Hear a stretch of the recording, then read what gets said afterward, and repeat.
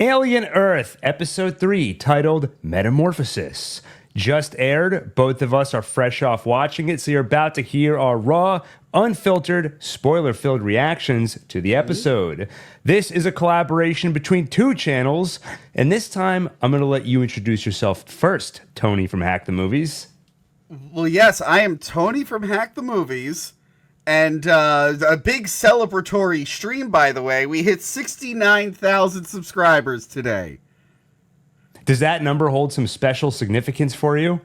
No, I just like when I hit a new even number to celebrate it, Gil. That's the what other reason would there be? But what a huge milestone. Gil, could you imagine waking up tomorrow and seeing that you had 69,000 subscribers? Wouldn't that be awesome? You know, no matter how many times you've made that joke and I haven't had a clever response, you think by now I'd think of one. You think by now I've given you so many options to do it. Gil, yes, I'm excited. Gil from One Take, by the way. That's my introduction. I do have some corrections to make from last time. Please. You were right. She was psychically connecting with the alien. I thought it was the guy in her head, but I rewatched the episodes today, and then I watched that week ahead trailer, like what's coming up, and yeah, so I was wrong about that. I think I forgot to bring up the blue mist over the eggs. In the original, I always thought that was just part of the like space jockey ship, but since Romulus, that's just a thing that happens with the alien eggs now. Which is very weird because it looks like it has technological origins. It looks like blue lasers, and now that is inherent to the eggs. It's very strange. Yeah, it wasn't an alien. Like, I always thought that was something the ship did, but now they're trying to like retcon it as that it's something that naturally happens with the aliens. Just a blue laser light goes around like the nest or something. Whatever. Yeah, and I totally didn't realize the main actress is Kyle Chandler's daughter. I just saw that today. That Kyle Chandler, who's like, you know, Friday Night Lights. Yeah. I saw that today. Not really a correction. I was like, oh shit, I didn't even know he had a daughter who acted. But anyway, let's talk about this today. Yeah, well, first thing I want to say, so we don't forget, in space, nobody can hear you unless it's a super chat. And it is also the name of the game. You did it this time. Everyone, get your super chats in. Because there's so many people that are talking. We can't hear over all this clutter. So if anybody sends in super chats, we'll save them for the end and then go through them all. Assuming they're appropriate. This is the internet after all. Trying to channel my inner Joey. Let's start. Please go ahead. Sorry. No, I was excited for tonight's episode. I kept thinking of the last two episodes. Like, man, I'm actually really enjoying that show. I can't wait to see where it goes. So yeah, let's get into it. Yeah, it's a very weird feeling to be able to look forward to new alien content. I mean, I don't want to call it content. It's art. New alien stuff every week. Normally, it's like every decade or two. So it's a strange feeling. And I'm glad we get to enjoy it because I was kind of surprised by the mixed reactions last week. Not from critics, but from general audiences. Even among this panel, there were some people, approximately 33.3% of the panel wasn't a big fan of the episodes.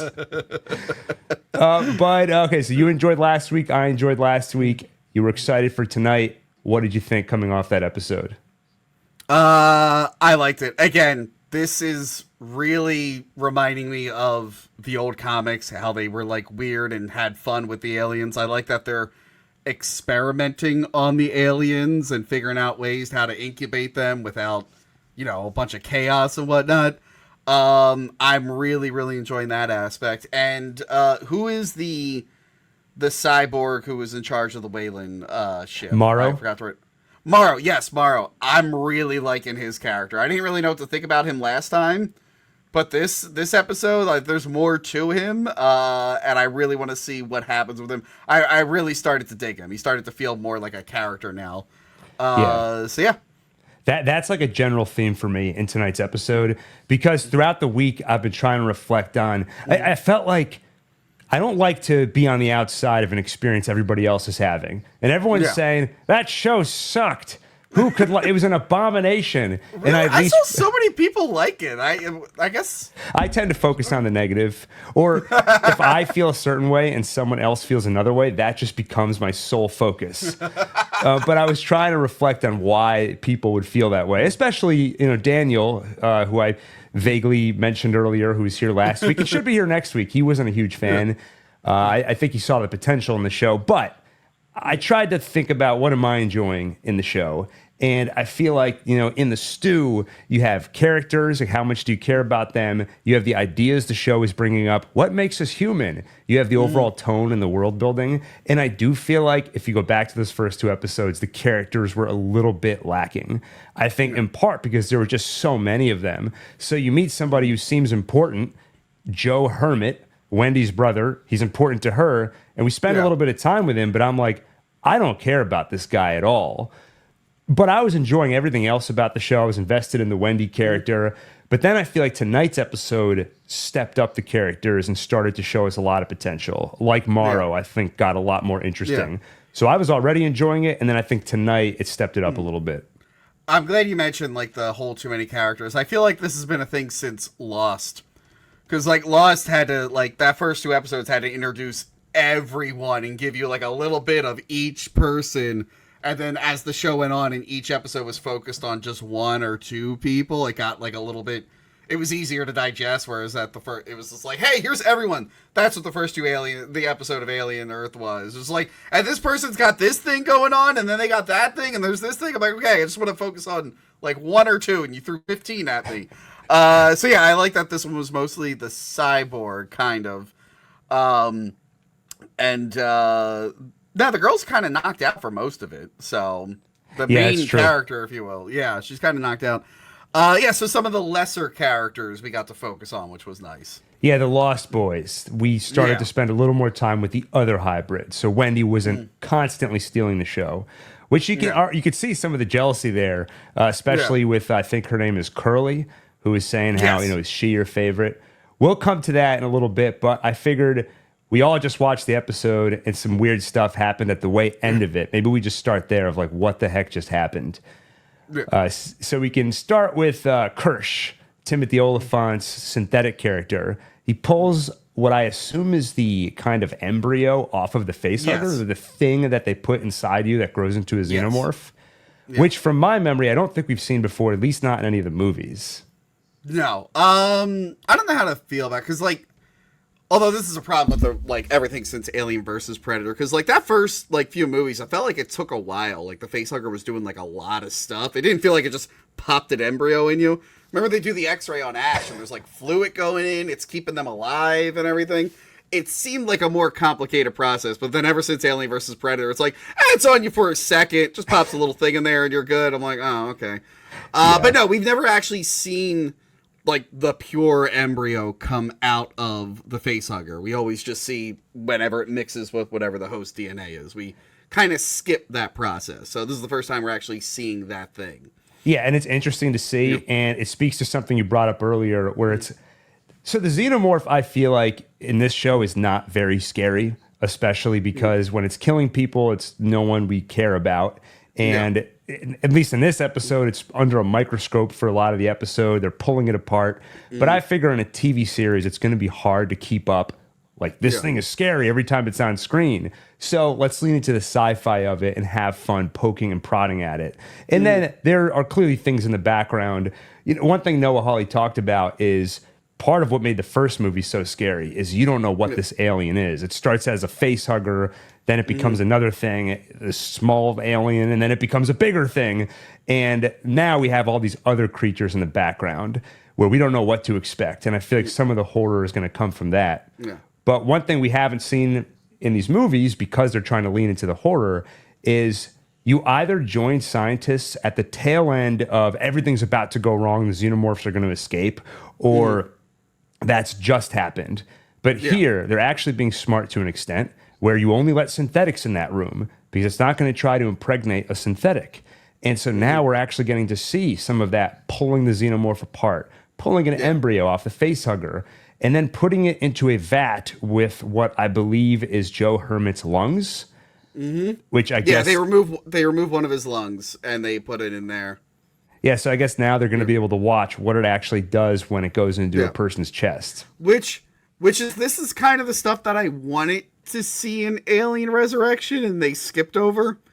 they're like, okay, we got the embryo out of Ripley. It's like, well, we're not going to show the queen grow. Skip that. And they're like, okay, the queen's laying eggs.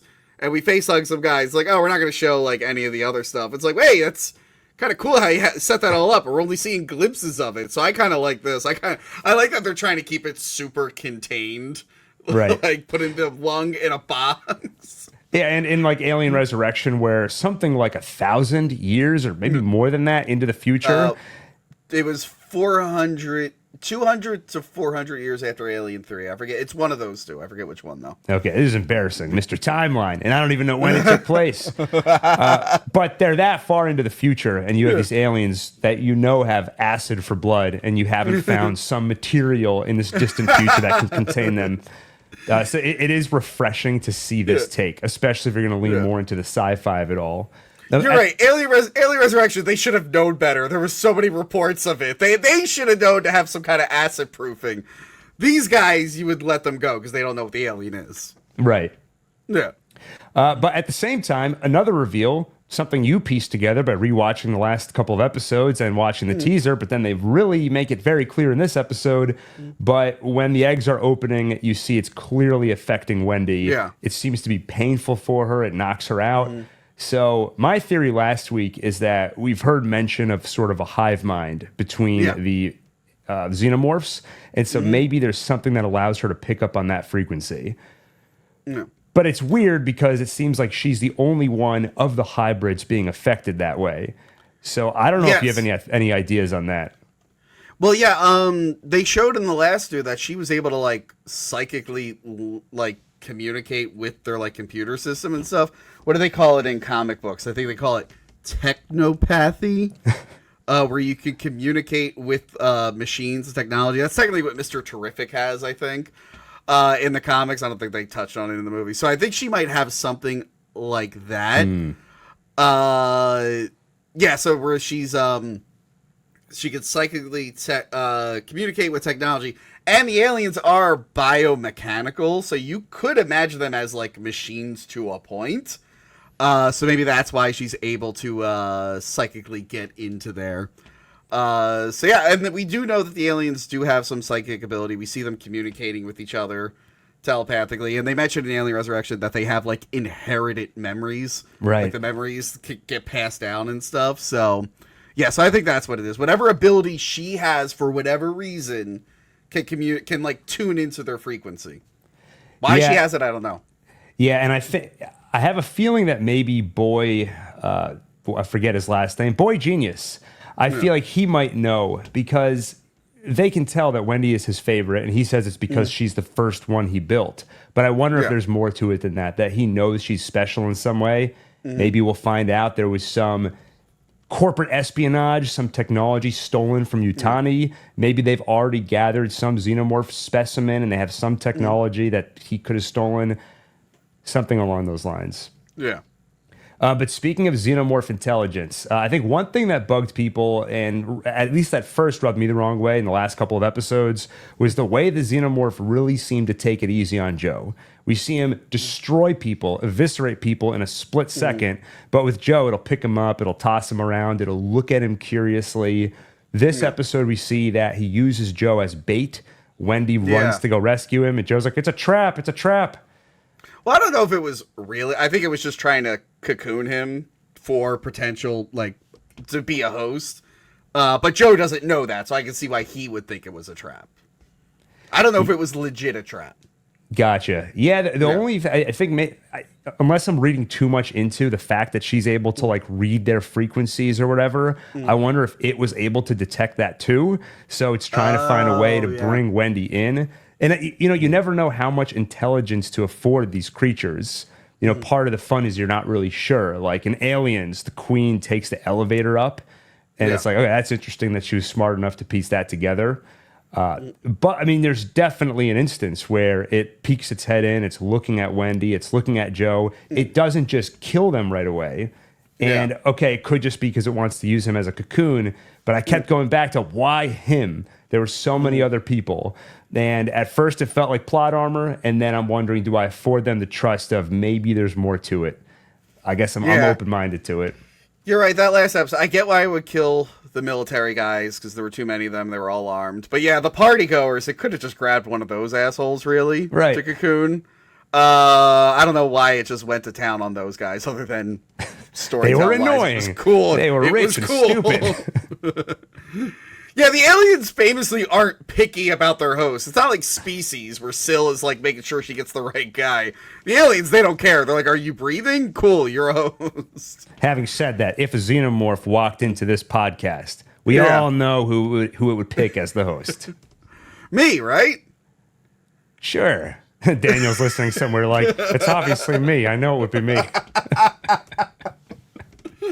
I will say that beginning, I'm glad they gave us like a big action scene in the beginning.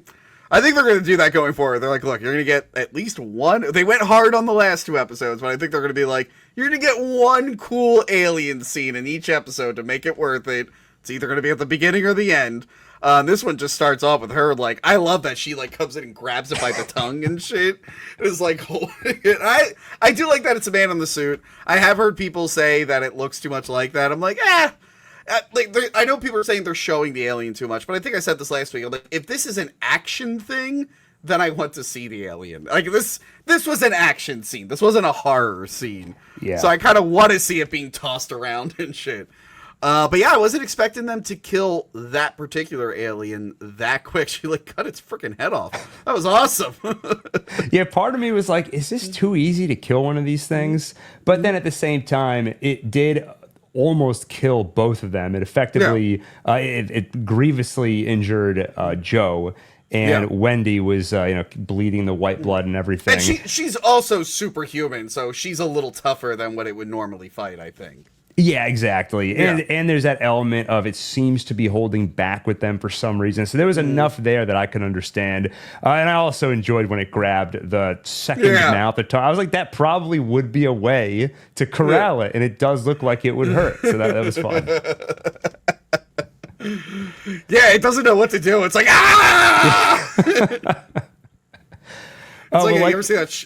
You ever see that footage where they like touch a shark on a nose and it like gets temporarily like, I don't know what's going on. That's what happens with the end. If you grab their tongue, they go, I don't know how to feel about this. Yeah, because in its collective inherited memory, we've seen all the movies. It's like never before has someone done this. What is this feeling? Well, it's not just Wendy. The other Lost Boys get in on the action this week, and they all have their own little adventures. Yeah. Smee and Slightly. They go on a little adventure where they bump into Morrow, the cyborg. And this is where the kids started to feel less annoying to me. Because last week, when you see a child in an adult's body and acting like a kid, even though I look at it and I'm like, that is probably how they would act, it just can't not look really goofy. But here, the kids are kind of forced into a life and death situation where no longer are they just kids acting like kids. They are kids trying to act like adults. And then more of that childishness comes through less in their physical behavior and more in the dialogue, which I enjoyed.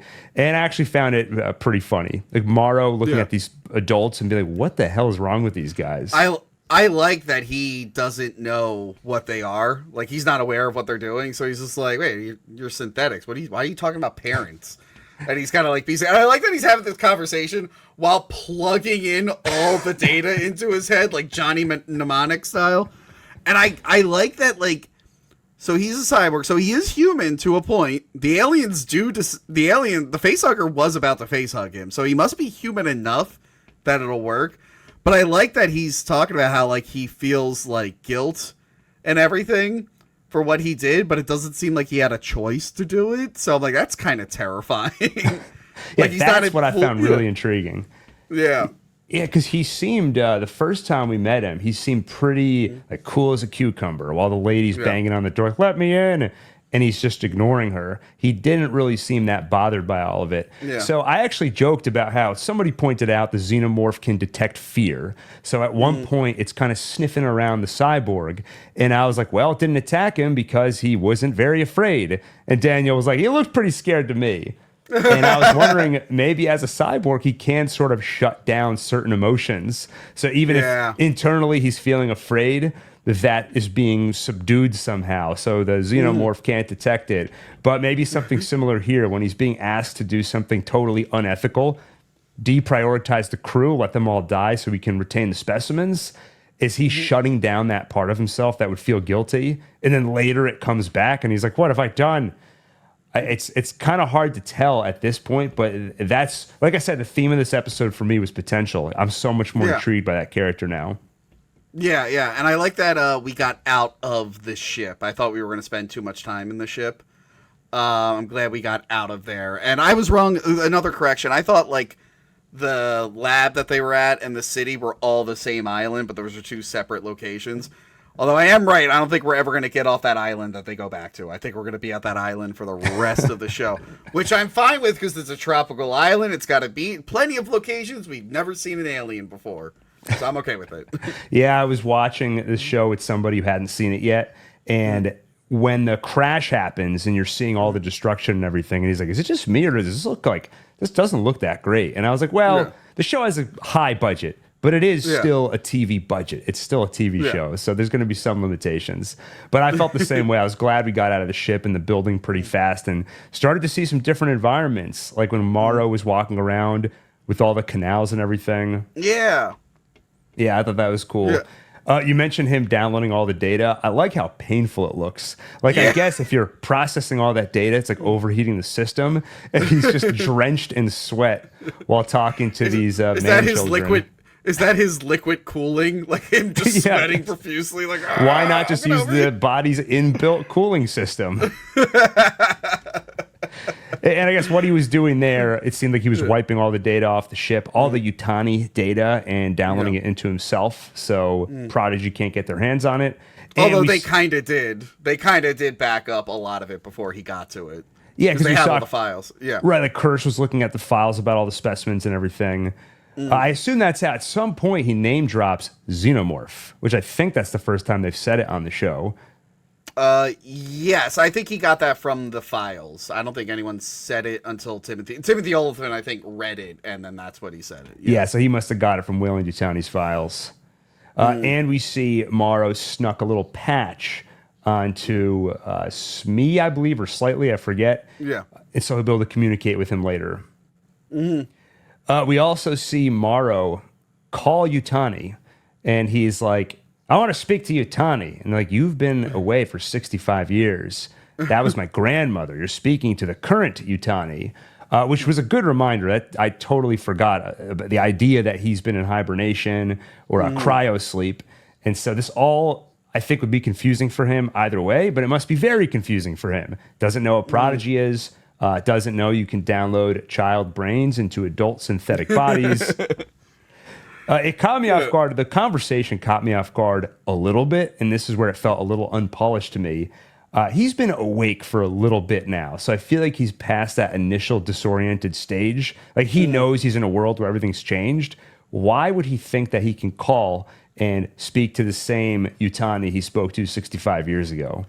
Well, maybe he thought they figured out the immortality thing, and she'd still be around, Gil. Yeah, I guess that's what was going through his head. He's like, well, she kept going on and on about she's going to invent immortality. I guess that didn't work out too well, did it, Yutani? Could you imagine, like, waking up someone from 60 years ago and having them be here now? They'd be like, where's all the flying cars? Why are there not solar panels on everything? Why, like, what they imagined the future would be? They're like, where are the robots? They're like, well, we have some of them. And they're like, well, those look We have ChatGPT. They'll talk to it for like 10 seconds and be like, well, great, it can summarize stuff, kind of.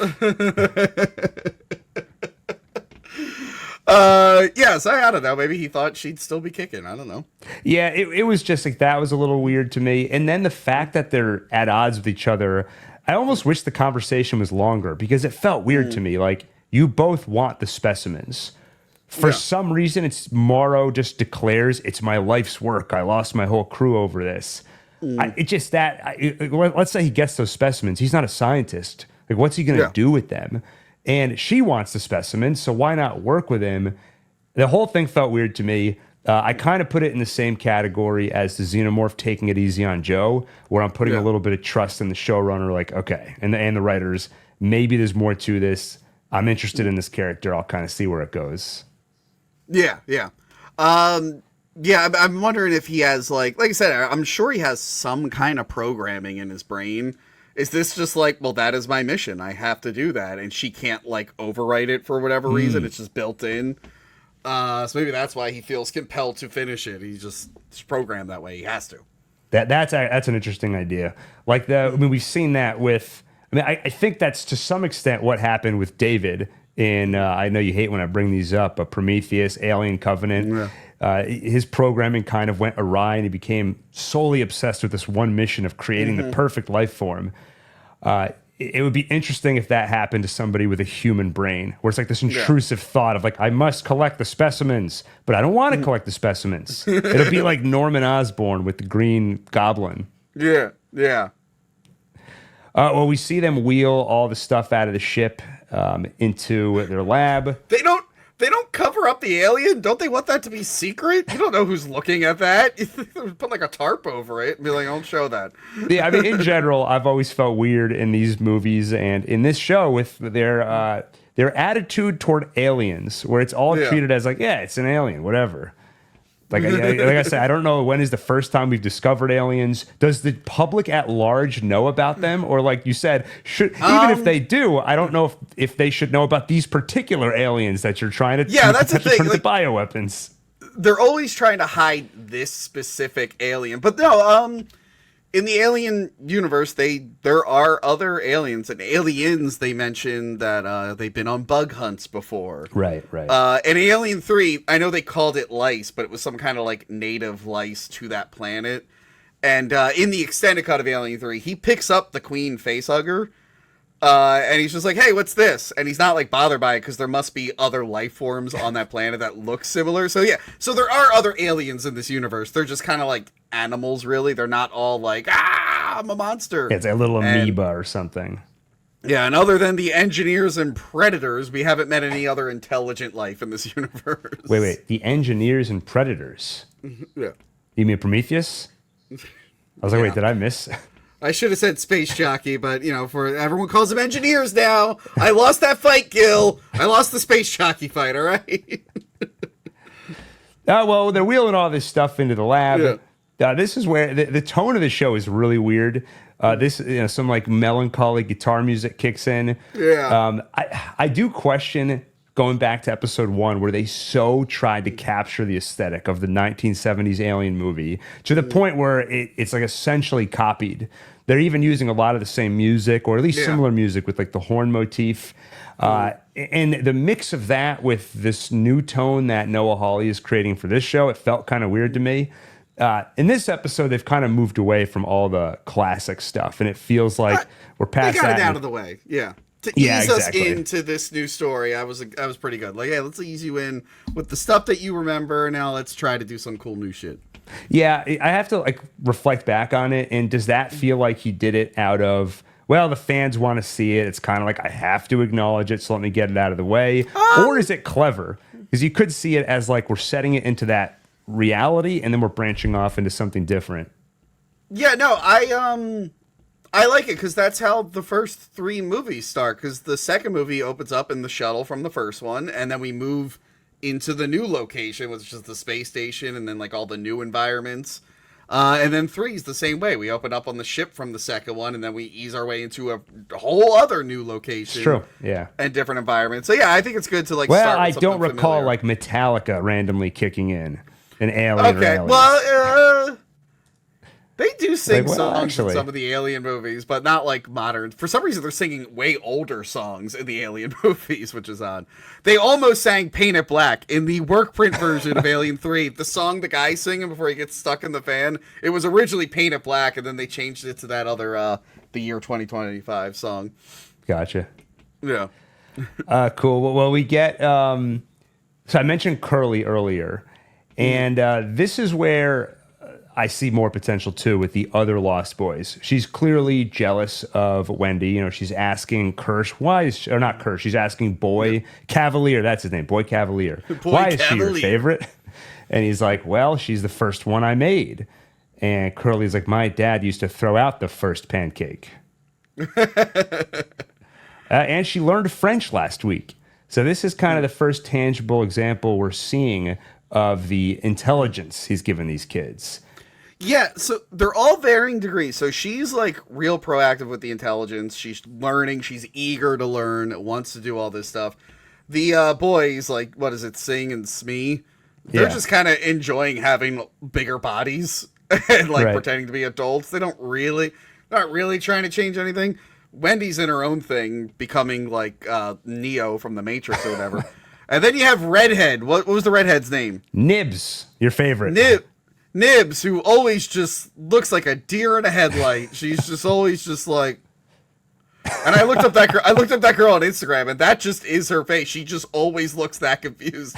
But she's like struggling with like she's like, I am now in a different body. Am I me? I don't like this. I don't feel human. So I like how they're exploring each character's reaction to becoming synthetic and how they're adapting to it. And then she pokes herself in the eye, and I text you, and I went 0 stars. Show sucks. And it goes on for a while. And I'm like, come on. Like, I audibly went, come on. We got right into FX. There should have been a content warning at the start of this episode. Your discretion is advised. But it's true. They are, like, each kid or different groups of kids are all kind of giving a different window into this idea. Like, if you go back to Smee and Slightly, that's their names, you're kind of seeing a little bit of how does a child that's thrown into this adult world start to think about morality? Like when Morrow's all sweaty and he's like, what would you do if you had to kill a bunch of people or let them die for the sake of these specimens? And the kids are like, well, are they bad people? And he's like, does that matter? I'm like, well, of course it matters. Like if it was your mom or your friend. So you start to see that childish view of morality. Is it pure or is it ignorant? We'll see as the series goes on. And then through, like you mentioned, Nibs, you got to imagine one of them would be just traumatized by the experience of I'm in a new body. It's not a human body, so I can do fun things like poke my eye. But I don't have hormones, so my emotions are probably more muted than they've been before. Identity crisis, who am I? So that's interesting to see.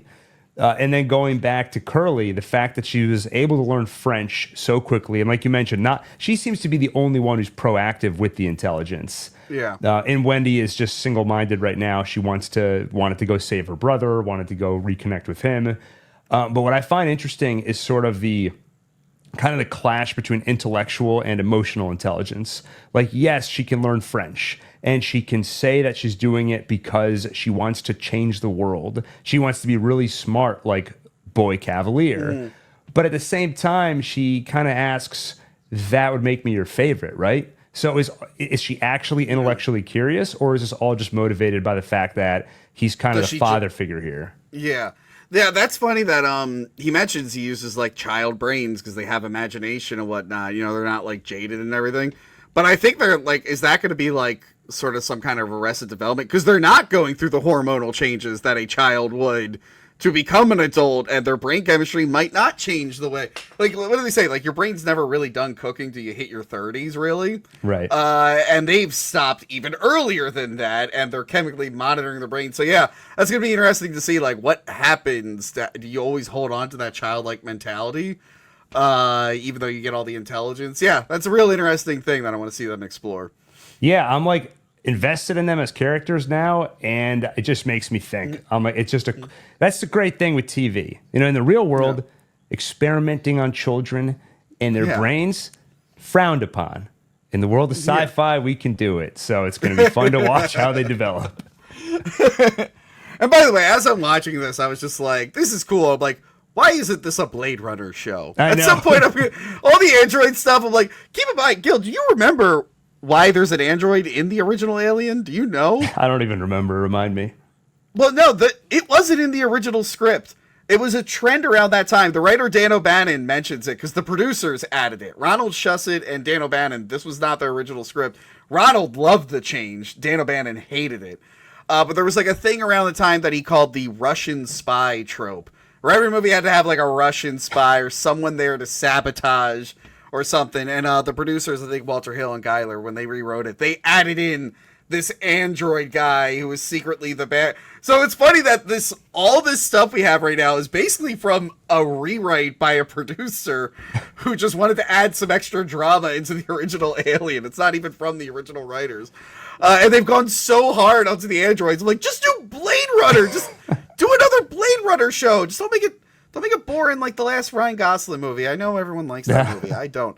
But yeah, so anyway, again, more suited for Blade Runner than Alien, but I'm on board with it. Well, Blade Runner 2099, we've got that show coming too. And based on this trend, that show's going to be all about aliens, and it's like, where are the androids? We're going to go to the off-world colonies, and it's all going to be dealing with alien life. It's like, no, this is where you do the robot shit. God damn it. Yeah, it reminds me of the meme going around lately where James Gunn in an interview was like, all that stuff about all the Infinity Stone lore is kind of established in Guardians of the Galaxy Volume 1. And he's like, I came up with that in like 3 minutes. They told me to put that into the movie. But then the MCU had to live with that for the next like 7 years. All that stuff he came up with. So yeah, they threw this android into the first Alien movie, and now that has become the fascination of Ridley Scott for Prometheus and Alien Covenant. It does feel like this show has a little bit of what those movies had, where there's some sci-fi idea they're really interested in, which the Alien franchise touches on, but the only way we can make a sci-fi show with the budget to properly explore those ideas is put an IP on it.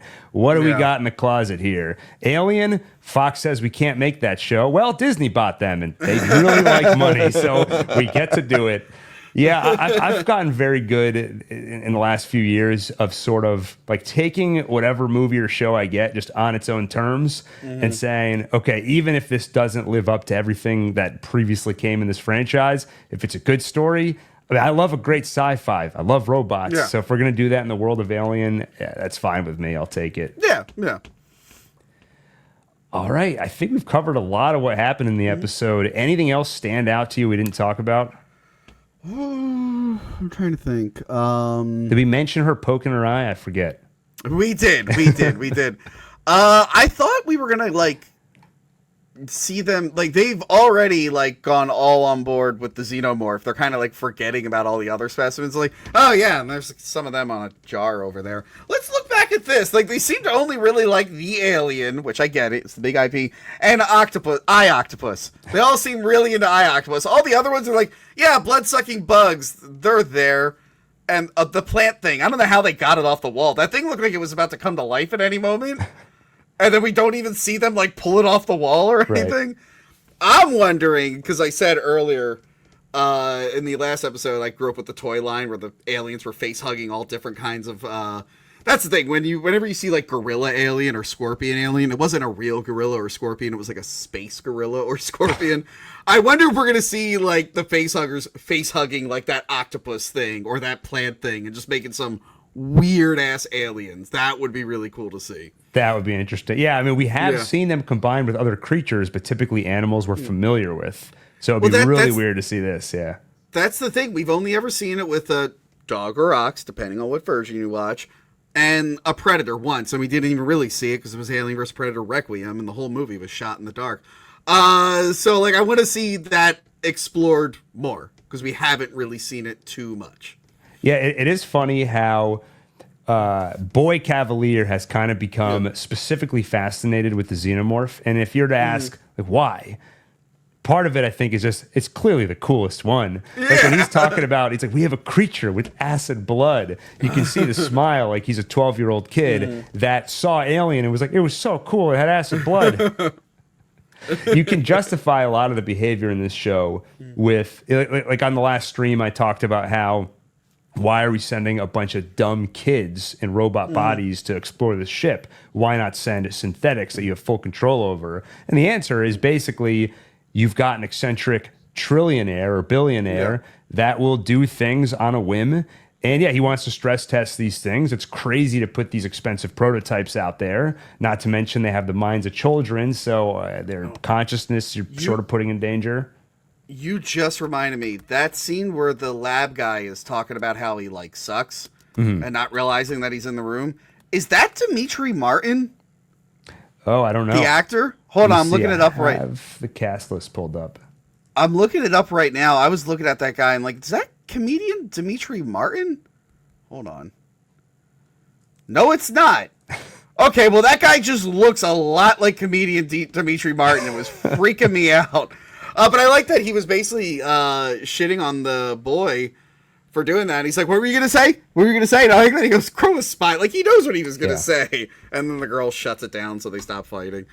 And I like that he almost gets face hugged. I do like that moment where Timothy Olyphant's like, oh, no, you're biological material. You got to leave. But he knew that ahead of time and let him in anyway. I think he wanted to see if it was like...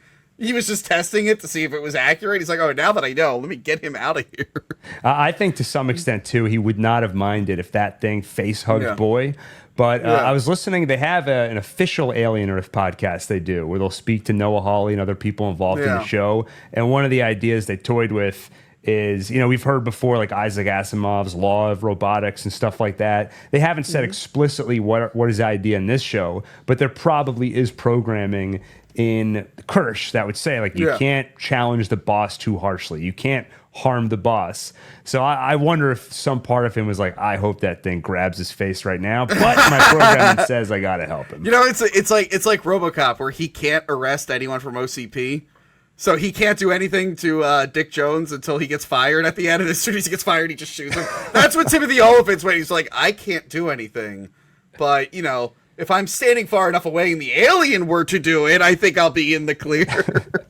One thing I saw people saying is that so far, just from the first 2 episodes, Oliphant is a little disappointing. Like, he doesn't have much to do. But he is an android, and he's not a hybrid. He's not a cyborg. So there's no human brain in there. But where I found him really interesting this week was less him and more other people's interactions with him. Like seeing him stand up to Boy a little bit and then having to protect him.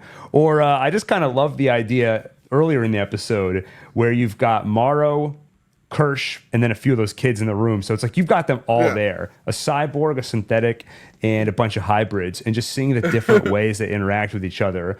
That's some of the fun stuff in this show.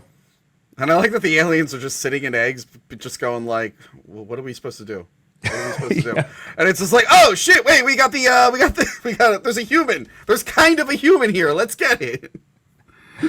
Yeah. All right. Well, it sounds like we were both fans of the episode. One thing I'm still curious to see, I understand kind of theoretically how the 2 themes intertwine with each other. Like you have the alien monsters, and then you have these children and human adult robot bodies. What does it mean to be human? They feel slightly like separate stories right now. And you can see how they parallel where it's like, okay, the aliens are stronger than us. So in order to survive them, do we need to become more than human? And then what does that mean? Are we still human? But I'm curious to see how those 2 stories meld as we get into the second half of the season, which we're very close to. We've already seen 3 out of 8 episodes. So excited to see where it goes. Yeah, I can't wait. I've seen some stuff with the xenomorph and that Weeks Ahead teaser where it looks like the dome might be off of the alien or something. The head looks really different. It's in the Weeks Ahead teaser. They show like the head is like clear and milky. I don't know. Space jockey all over again. No. That was a helmet. There's like we're gonna see a little person in that suit.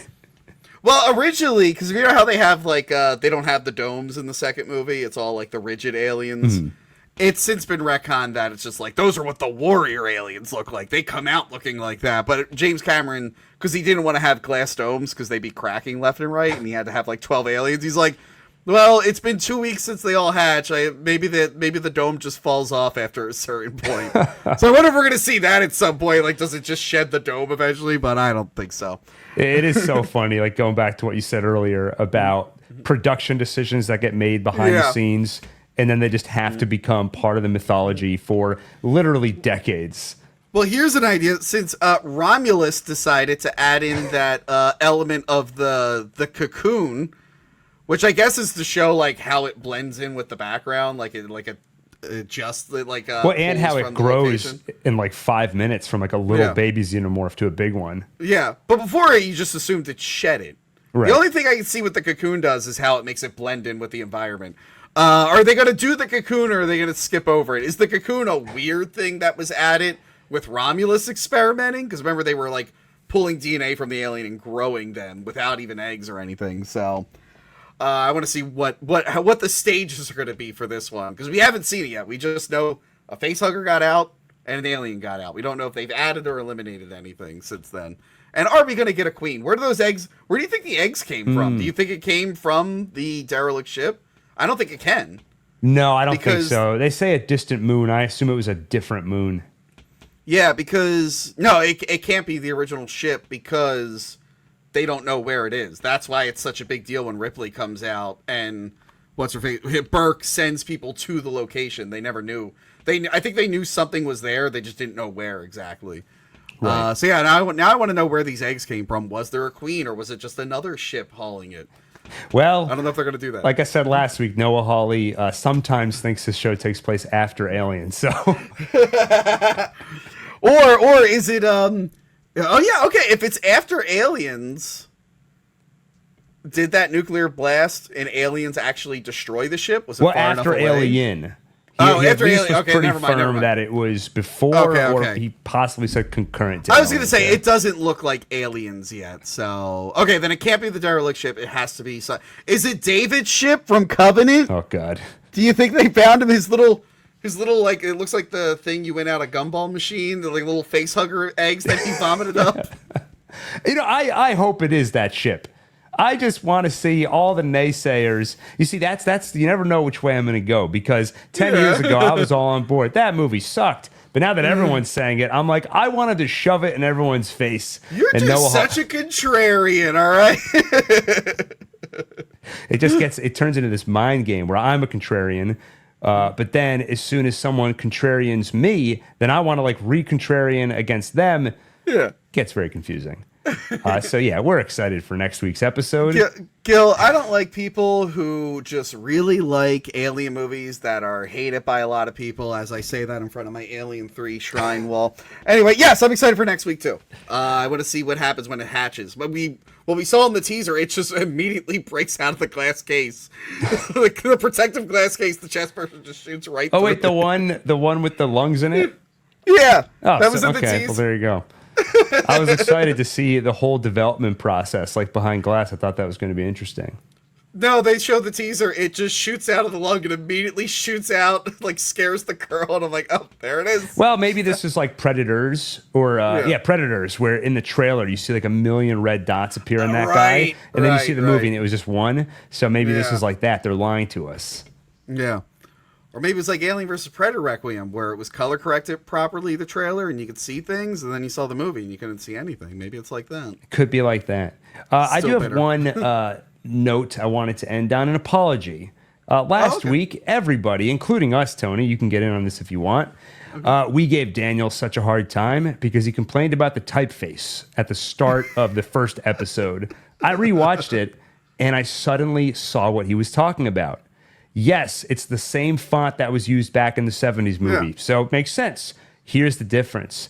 That font looks weird when it just appears on screen, but when you actually see it getting typed out, it feels a lot more natural. And so I was still fine with it, but I was like, okay, I actually can see where they're coming from now.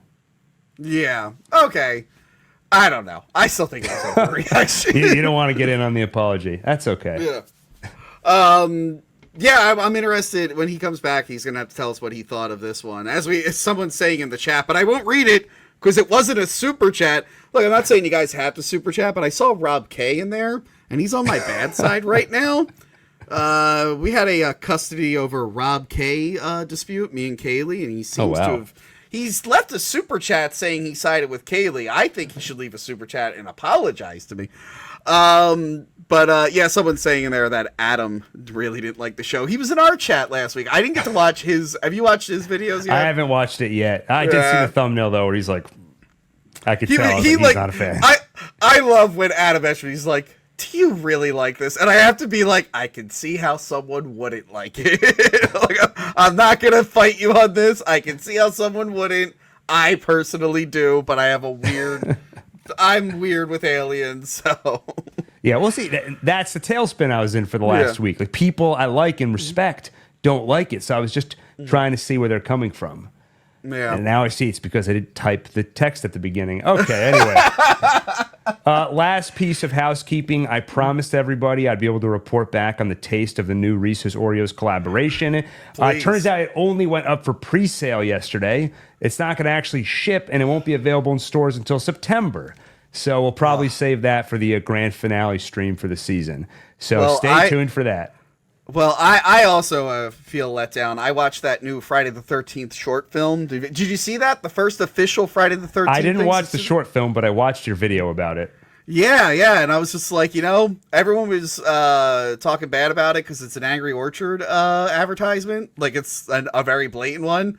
I've actually been going out looking for that beer, and I cannot find it anywhere. I've gone to so many different stores. I'm like, what was the point of doing that? And I'm hearing other people, like, I think some people commented on my thing who, like, work, like, at, like, beer distributors and stuff. They're like, yeah, we have none. I'm like, that was, like, a terrible idea. They're like, hey, we're going to really promote this product. It's not available anywhere. It's like, okay. So, yeah, actually, one last Alien Earth thing. I think our good friends at Movie Dumpster reviewed, like, the drink they put out for this last week. So if you want to see a review of the Alien Earth... Actually, let me look that up so I don't botch this. But yeah, I mean, with my Oreo Reese's disappointment, everyone's like, I need to see a review of something that goes in my mouth. So we have something for you. Yes, hold on. Let me... Movie Dumpster. It is called... What was the name of that? Give me 1 second, guys. Let me read, with the Oreo Reese's. I got it. Okay, good. Yeah. I really wanted to get off that topic. The video is called Unboxing the Alien Earth Containment Cocktail Kit. So they put out a cocktail kit for this show, and they put it together. So, yeah, go there for your food review. That's like, I don't like when they do that. That was like with Breaking Bad. You're watching this serious show, and then in the commercial, they're like, you can buy the same dice that Tuco had. And they saw all these little, junk things on the website. Sort of undercuts the seriousness of it all. Yeah. On that note, this was live streamed on both One Take and Hack the Movies. Mm-hmm. It will be archived on Hack the Movies, where you can watch it after the stream. It'll also be over on the One Take podcast channel. If you want audio only, it'll be on the Hack the Movies podcast feed, right? Yes. I'm going to put them on the audio feed. All right, beautiful. And then this will be every week around the same time, probably, assuming that the episodes are all of similar length. But basically, episode airs on FX or it comes out on Hulu. About an hour later, once the episode's done, we go live and we break it down. So we'll see you next week. Thank you, everyone, for joining. Bye, everyone.